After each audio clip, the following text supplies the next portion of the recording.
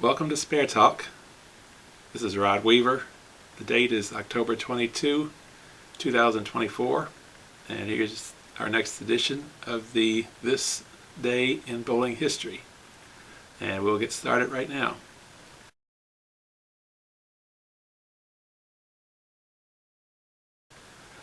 First item is from the Daily Mail, 1958. Duckpin bowling will be filmed.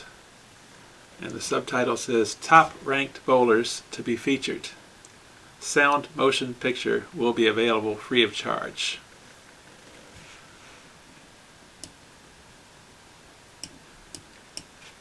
Frank Turner, proprietor of the Coliseum and Dual Lanes Bowling Centers in the Hagerstown area, announced today that the Duckpin Council, of which he is a member, has signed a contract with the Atlas Film Corporation of Chicago to produce a 25-minute black and white sound motion picture film. The film, which will deal with men, women, youngsters, and families, is the first ever to be produced for the duckpin game. In addition to highlighting bowling as a game, the film will feature instructions by many of the top-ranked bowlers. The site of the filming, which is to be one of the modern establishments in the Baltimore-Washington area, has not yet been selected. Announcement of the filming site will be made in the near future, along with special invitation for the public to attend filming sessions. Production of the film is expected to be completed within a month and will be available to any organization, school, church, or other group wishing to use the film as a free rental basis. The film will be available for distribution from the office of the Duckpin Bowling Council and from each of the member organizations of the council. The Duckpin Bowling Council is a newly formed organization comprised of bowlers, manufacturers, and operators formulated for the express purpose of increasing interest in duckpin bowling. The production of the duckpin film at a cost of over $16,000 is but one of the programs of the council now going into effect. One thing that should be noted is that when the article mentioned a black and white production, we have to remember this was 1958, and color wasn't really used too often, even on network TV. That didn't really occur until 1965 or so. But but color did exist. It's just that it was cheaper at the time to go with black and white for movies and TV shows. So that's all for that one.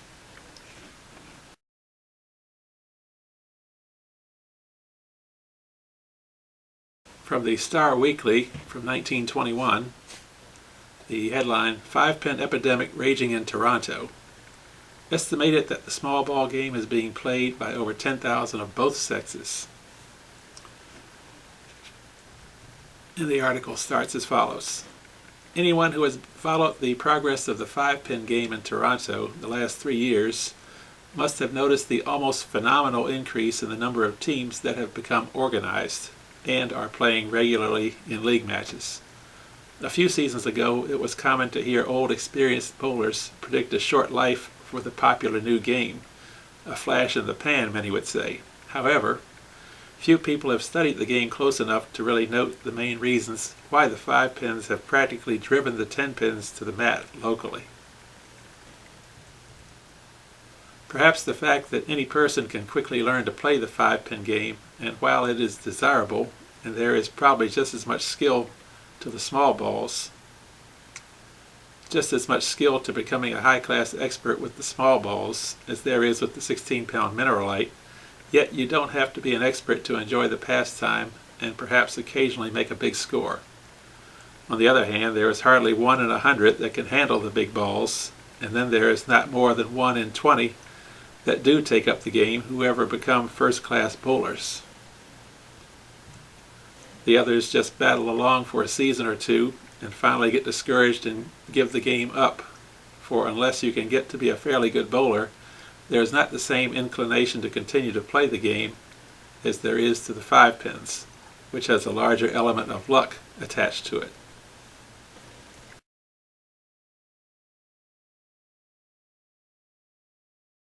From the Pittsburgh Press, women take up game. The fascination of 10 pins has enlisted so many results in Allegheny, that is Allegheny County. The owners of the federal alleys have decided to add another story to their present quarters, and 8 brand new alleys will be in operation on or before December 10th. The opening will be appropriately celebrated with a prize tournament, and every bowler in this vicinity will be invited to enter. Manager George Metzger announces that he will provide suitable accommodations for women enthusiasts and will cater to their patronage, making an effort to have the gentlemen organize some teams composed of the gentler sex. This latter is unquestionably a step in the right direction, since the presence of ladies in our local alleys is a rarity, whereas in Philadelphia, New York, and many other bowling centers, match games between women teams are by no means unusual. There is no good reason why our popular sport should not be equally enjoyed by both sexes, and the innovation proposed by President Metzger ought to bring bowling even more prominently to the front.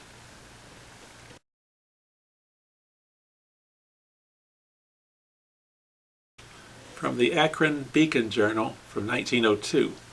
Headline is "The 10-Pin Game." Easterners are said to be protesting against the modern style of 10 pins and demanding changes in the playing rules which will make the game harder. Big scores come too easy now for the second and third class bowlers, they say, and they want some sort of premium put on skill. This can be done, they assert, by making the base of the pin wider so that a perfect ball is needed to make a strike. Mark my words, the New Yorkers will try to work a rule through at Indianapolis, changing the base of the pin from 2 1/4 inches to 2 1/2, says William L. Kenna, Chicago champion. They've been talking of this change for some time now, and if it hadn't been for the row at Buffalo, they would have tried to pass it then. It's pretty sure to come up at the next national meeting, and you will find almost the solid East back of it. No doubt the Easterners are somewhat envious at the rapid stride in Western 10 pins and would like to stop us. But with me, I believe that the easier we can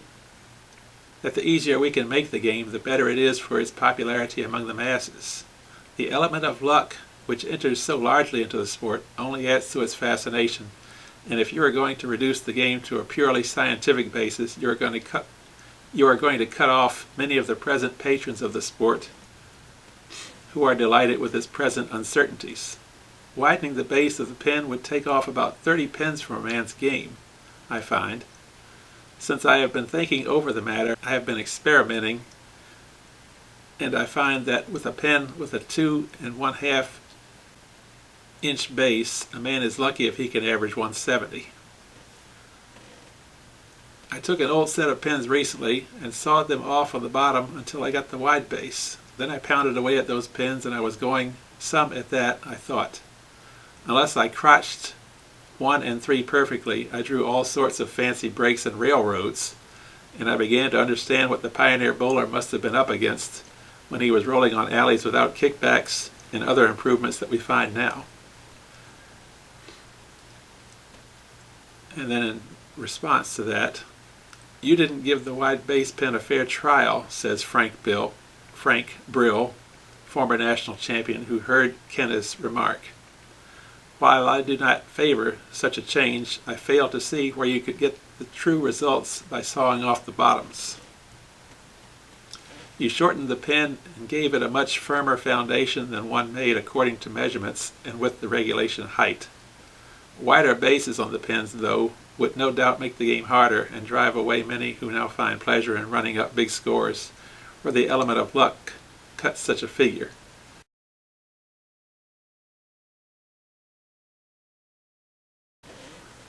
From the Lowell Sun from the year 1975. Smith sets new record, bowls big 4-game set. Those who have watched young Freddie Smith attack the duck pens these past few years realize that Lowell owns one of the finest bowlers in the nation.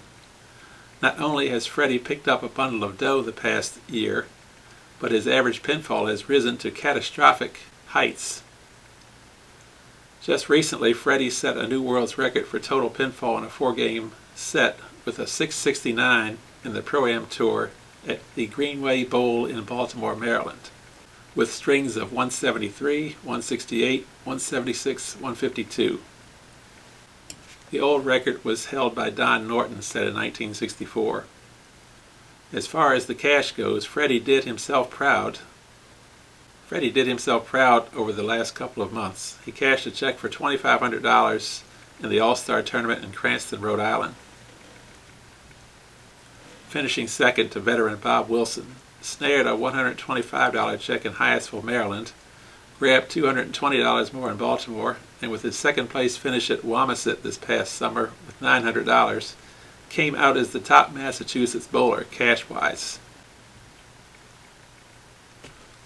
Freddie is a product of the Lowell Junior Bowling League, which is still ramrodded by Joe DaCosta on Saturday mornings, and according to duckpin buffs, Freddie is the best to come out of the city.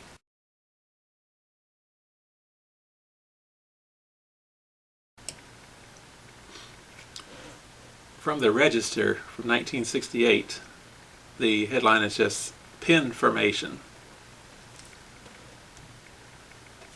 During the past couple columns, we reported on the growth of junior bowling and the collegiate division of the American Bowling Congress and Women's International Bowling Congress.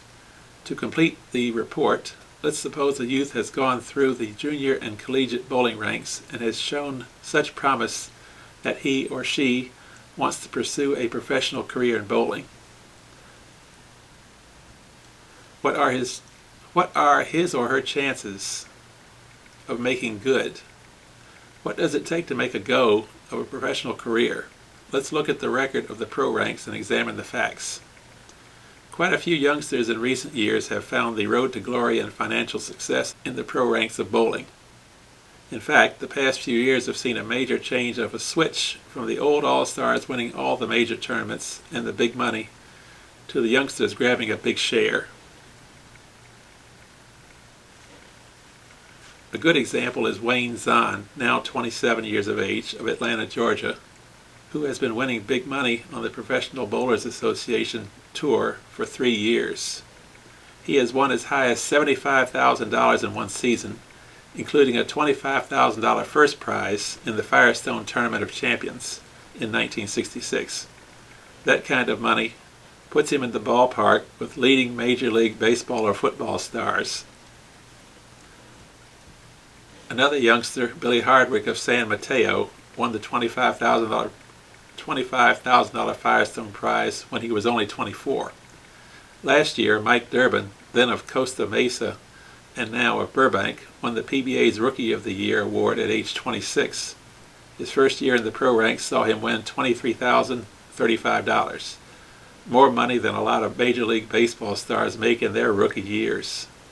Still, a younger Southern California star is Tim Hanrahan, 22, of Encino. His earnings total $19,000 for the '68 tour, including 2 championships and a couple of runner-up finishes. Women's purse is lower.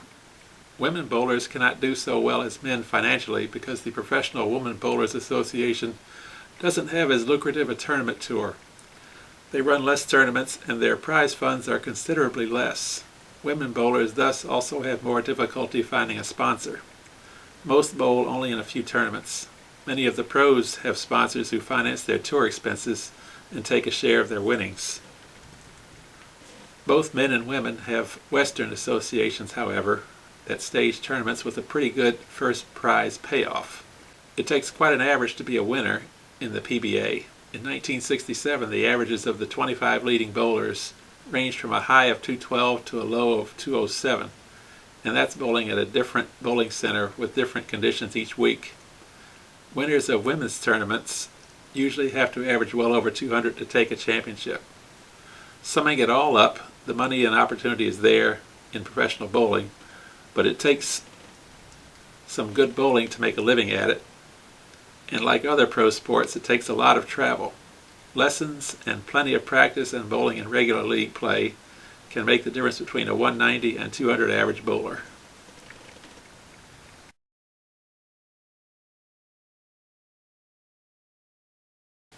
From the Morning Herald from the year 1960. Longmeadow Bowl to be dedicated. Milt Pappas, ace pitcher for the Baltimore Orioles, will be in Hagerstown this Sunday to take part in the dedication and official opening of the Longmeadow Bowl Duckpin Bowling Center, located in the Longmeadow Shopping Center. Appropriate ceremonies will highlight the day-long program at the ultra-modern 34-lane Longmeadow Bowling establishment, owner-operator Frank Turner announced Friday. Pappas will appear here through the courtesy of Fairlanes Incorporated, operators of the largest string of bowling houses in the world. During the off-season, the Oriole right-hander is working with the Fairlanes Junior Bowling Program, helping to organize and instruct Junior League bowlers. Sunday's official opening at the Longmeadow Bowl will get underway at 1:15 when Frank Turner entertains the presidents of all the local bowling leagues who roll at his 3 establishments to a buffet dinner. 8 of the leading men and women duckpin bowlers of this area will be on hand to compete in mixed doubles exhibition matches in the afternoon and night. They are Jimmy Wolfensberger, Clark Copenhaver, Ab Barnhart, Pete Harshman, Inez Scott, Jane Harshman, Catherine Nemzek, and Margaret Young. They will roll 2-game sets at 3 o'clock in the afternoon and 9 o'clock at night. The public is cordially invited to attend the festivities, Turner said today. And there will be many surprises for the spectators. Every lady who attends will receive an orchid, and door prizes will be awarded every hour throughout the day.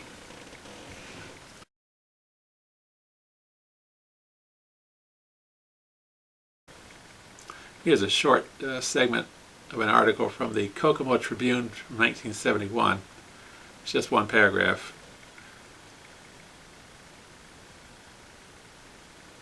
The Russians don't exactly care for the good old American game of 10 pins, but the bowling bug has gotten to them.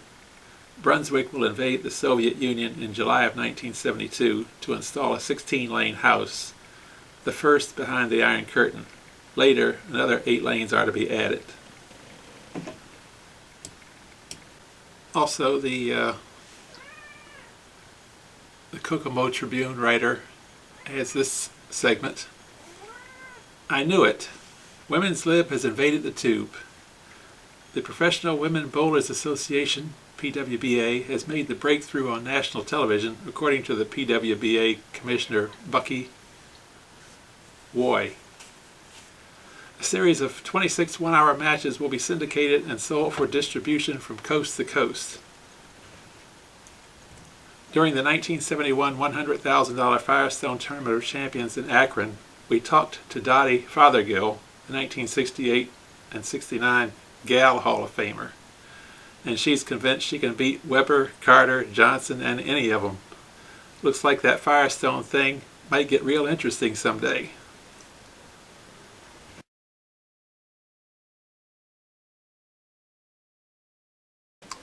Here's another duckpin item, and it's not about Frank Turner, but another Turner. It says, Turner barely misses world duckpin record.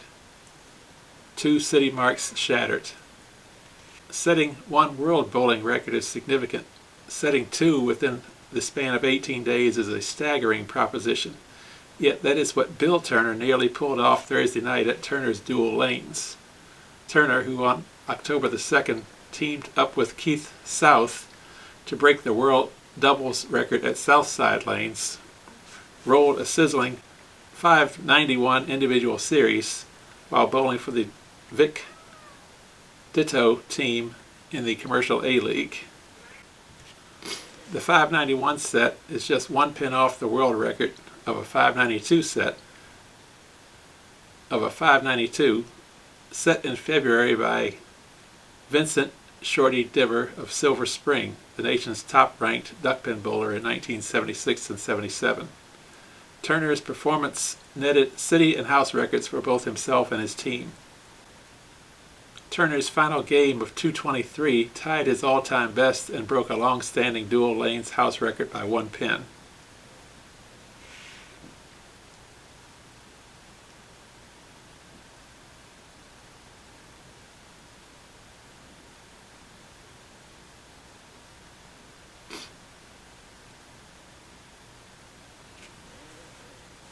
Turner opened with a strong 197 game and followed that up with a 171. At that point, he was aiming for the city record. I was going after 540 and I knew I needed 172 to get that, Turner said. After a strike, a spare, and a three-bagger, he knew he was in good shape as far as the city record was concerned. In the 6th and 7th frames, Turner failed on 2 relatively easy spare breaks, but he came back to roll 4 consecutive strikes. And I think that's about it for today. Thanks again for watching, and hit the subscribe button if you'd like to be notified of similar videos. Have a good day and take care.